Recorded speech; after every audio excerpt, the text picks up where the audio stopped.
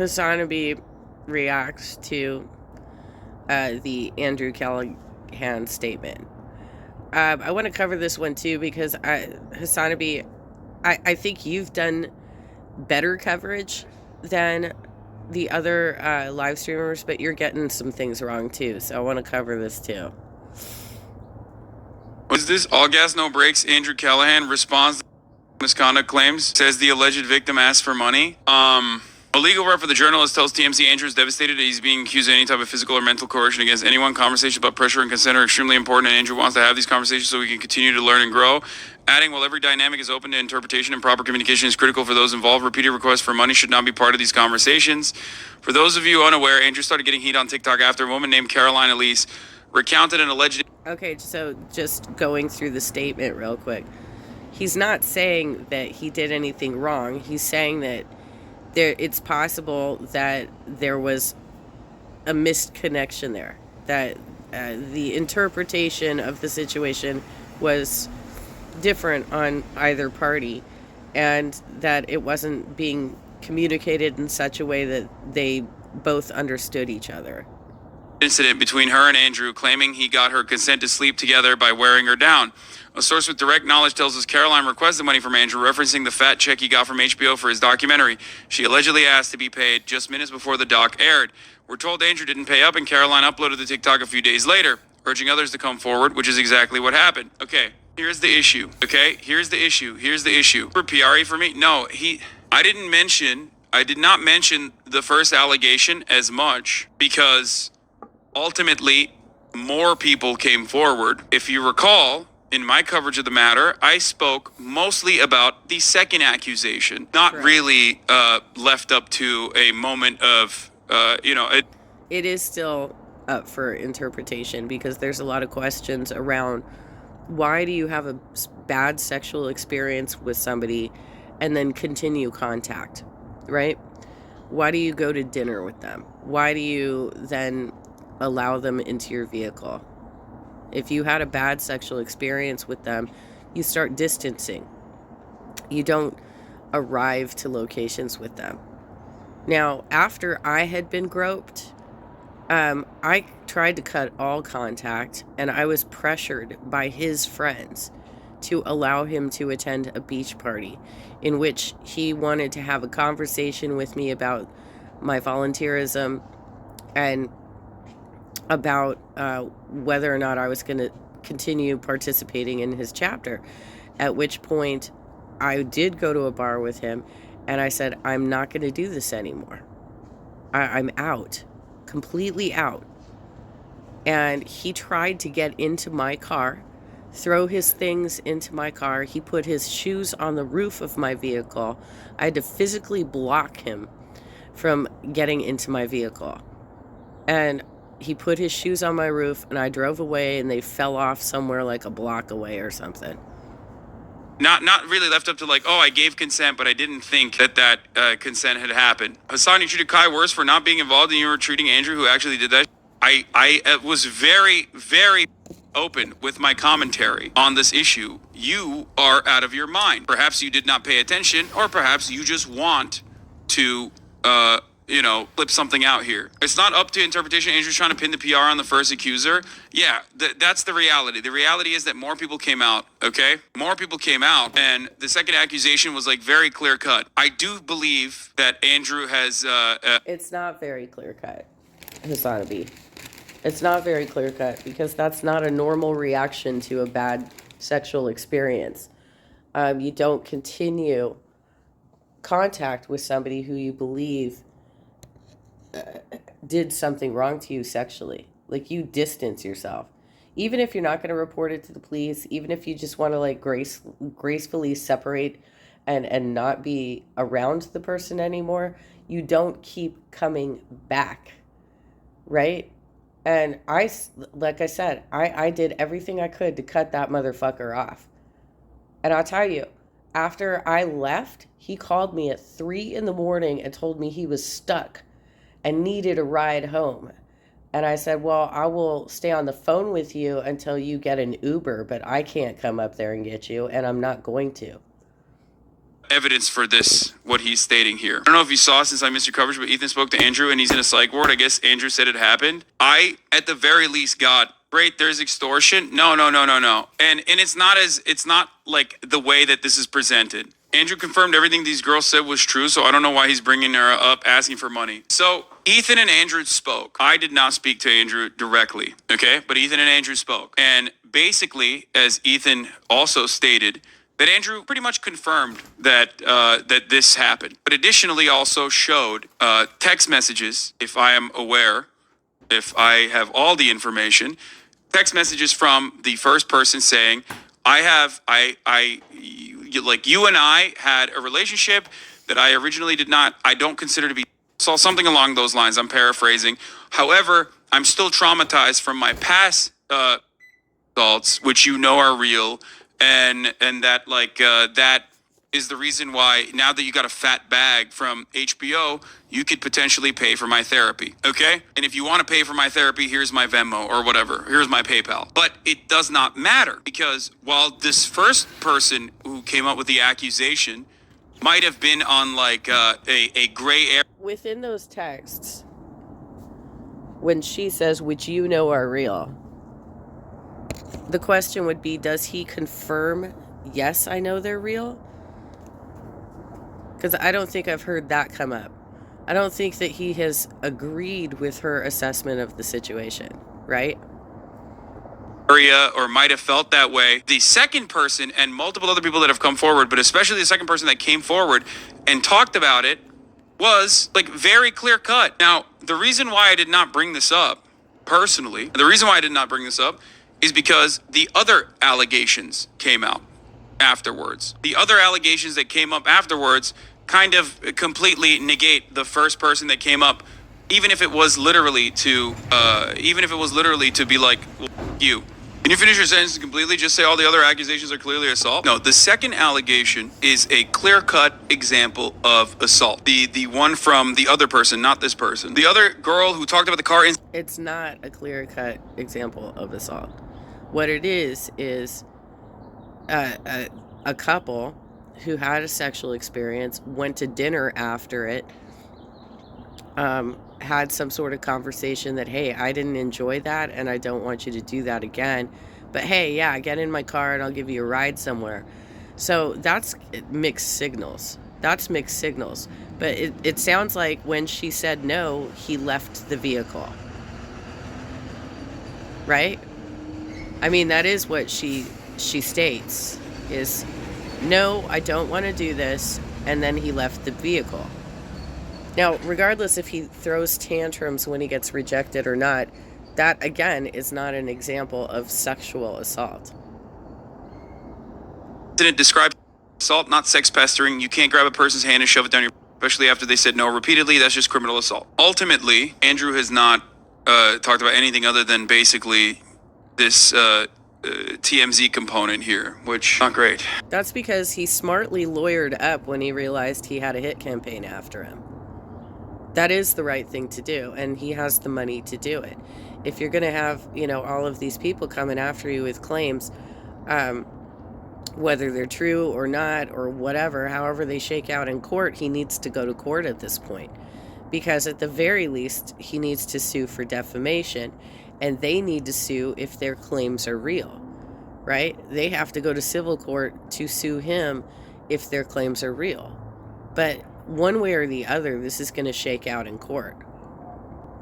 Especially because there's more accusations, and then a lot of things that are in the a lot of things that are out there in the space.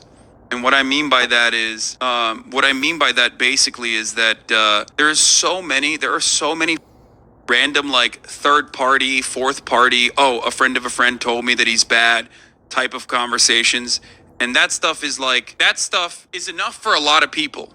Okay, it's like, oh, I'll write him off immediately. That's not what I'm talking about. Okay, none of those things are in my opinion relevant. By the way, the guy who sexually harassed me did exactly that. He has spread rumors about me. He has passed out, thrown out court documents to create a false narrative. There are dozens and dozens of people across progressive politics who don't know me and already have strong opinions about me being crazy, a liar. Was in love with him, according to them. He didn't really sexually assault me.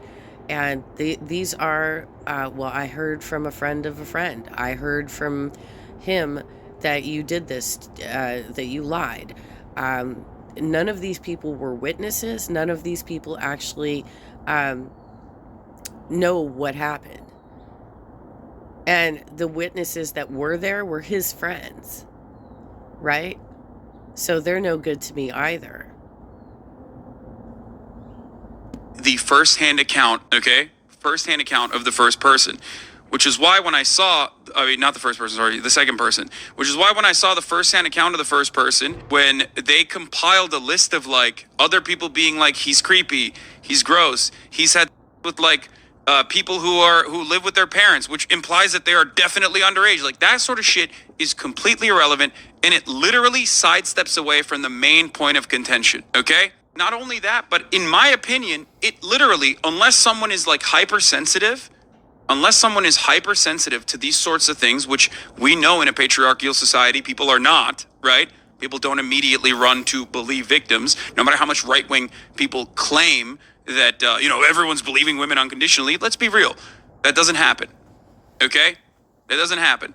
Which is part of the reason why when you put like a friend of a friend knows the camera guy for Channel 5, and he said he with young people that live with their parents, which means they're definitely underage. Like that sort of muddies the water, and I think is gross and irresponsible. Okay? So Andrew is now trying to backtrack what he said to Ethan and said she just wanted money. No, I think that he basically is this is more so like a substantiation of the things that happened. Okay, no mention of the second person that came out with a direct first-hand account, which I think is like the most valid and most important one to address, and instead saying the first person was like basically on a fishing expedition because they had like a scenario where they revoked consent and said that Andrew was pestering them, and then asked Andrew for money. Account appears to have inspired at least one other to come forward at their own stories about him. Yeah. And the problem in a situation like this, which I personally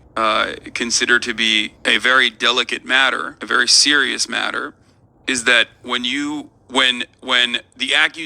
first accusation can be like undermined, especially if they have personally asked for money or therapy or the like, no matter what, and mentioned that like Andrew made a lot of money off of their fat HBO documentary or whatever, then all of a sudden, no one is gonna think about any of the other instances, and potentially no one is going to look at like the second person who has a direct. Well, I would like you to move it along here and tell me about this third claim, because this is news to me. Account, okay? It didn't undermine it though. Yeah, it didn't undermine it in your eyes, but in the eyes of like the overarching people who are rushing and excited at the prospect of, once again, saying, oh, this person is like probably lying or whatever, they're not going to think about it twice. Of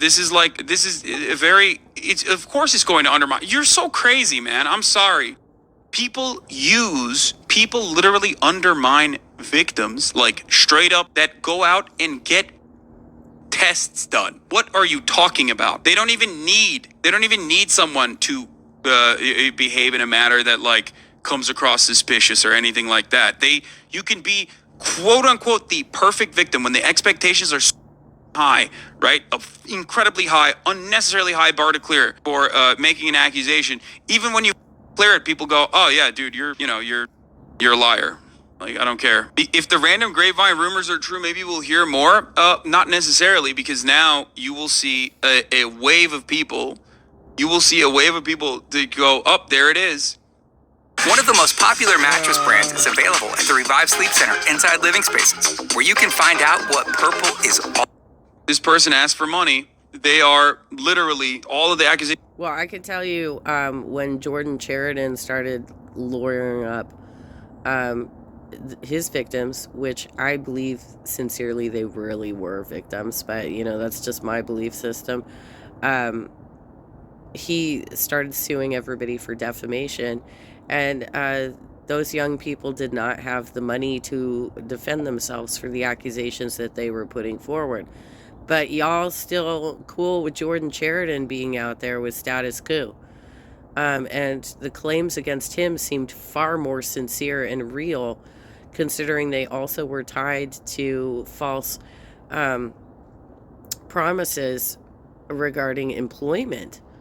These were all journalists who were being promised the potential of advancement into the TYT network, that they were going to get paid as journalists. And that's actually when his lawyer, Bill Moran, blocked me on Twitter, was because I started tweeting out advice to them on where to go to get employment law assistance and cover at least that aspect of their claims. But yeah, basically, you can be silenced through just the mere possibility of a lawsuit. But there are ways to fight back. If you actually have real claims, there are ways to fight back. And there are actual agencies that will help you if you have a rape situation or a sexual harassment situation. There are agencies that will help you. In my case, I tried to get a restraining order, and we were ordered into mediation and came up with an agreement, a mediation agreement in which we would stay away from each other. And then he repeatedly violated it over and over again. And this was all so stupid that he kept coming after me like this. Then he took me to court trying to say that I was physically intimidating him. He doesn't even live in the same county as me anymore. And his accounts of physical intimidation were that I had informed certain people around me, hey, if you see him violating this agreement, can you please let me know? Because I need witnesses and documentation to be able to go back into court and get a restraining order. And so he claimed that when people told him to stay away from me, that he was being physically intimidated. There were several people who asked him to stay away from me. This happened at a PDA fundraiser. This happened at a Los Amigos meeting. This happened at the 2019 San Francisco convention. This happened at several central committee meetings for the Democratic Party of Orange County. This happened at several events. Yet he has a zealot network of friends who are just willing to accept whatever the hell he says. And a friend of a friend, I heard Jenna's crazy. I heard that she loves him. I heard that she doesn't really have an agreement in place. I don't know why she's making it out like he can't be around her. This can go either way. There can be bad people accusing. There can be bad people who are the accused.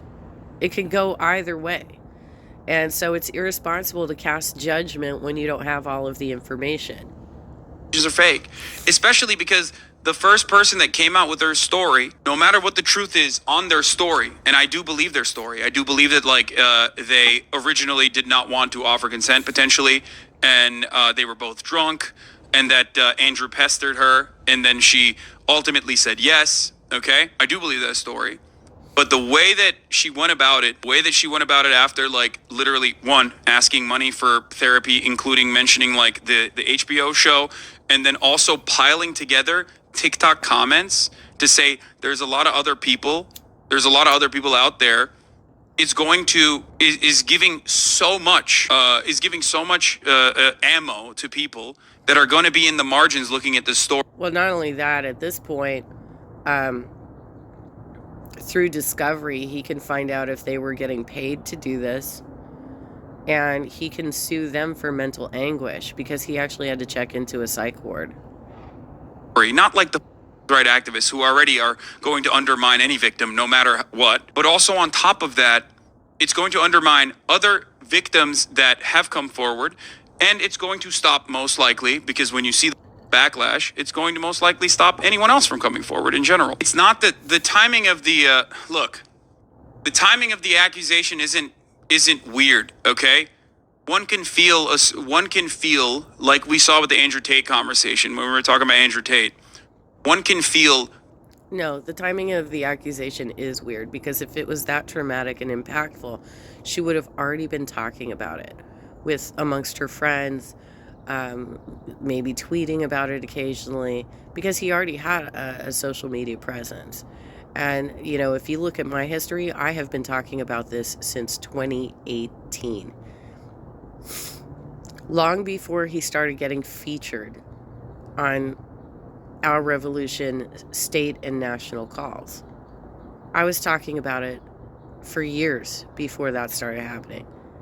And if this was really such a traumatic experience for these girls, they wouldn't have just been like, well, now that he has an HBO show, because he already was a live streamer, right? He was already doing Channel 5 and stuff. They would have been talking about this bullshit all the time. Like, I can't believe that guy is still on his Channel 5 network, right? They would have been like, I'm sorry, but as a victim myself, this is not adding up to me. Their behavior is not adding up to me.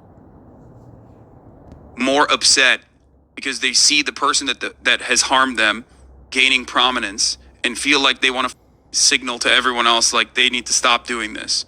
Okay? That's one thing. All right? That's an understandable thing. But when you're also asking potentially for money or therapy or for money in general, that becomes an entirely different subject matter, other than just signaling to other people and trying to get the truth out and trying to stop this person from engaging in these sorts of actions over and over again. That's it. I agree with, but also because of proximity to Andrew, your criticism is the most. What is the third claim? Is it another I heard from a friend situation, or what the fuck is it? What's the third claim? Is not the most appropriate at the moment. Yeah, well, my proximity to Andrew is completely unimportant, considering that I have already covered this and I already talked about what I think is like completely inappropriate. Okay, Andrew's actions are inappropriate.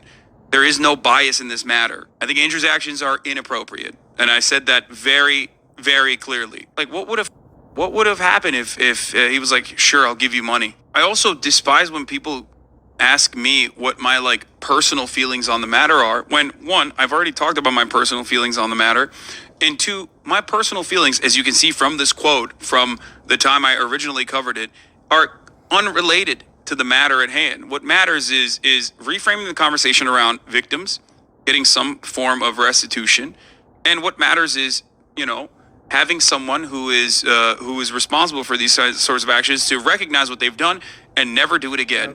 Okay? And engage in restitution. Well, all right. So what we have here is another ambiguous. Well, there's a third claim out there. Oh, really? Okay, so what is it? What's the third fucking claim? Here we go again, right?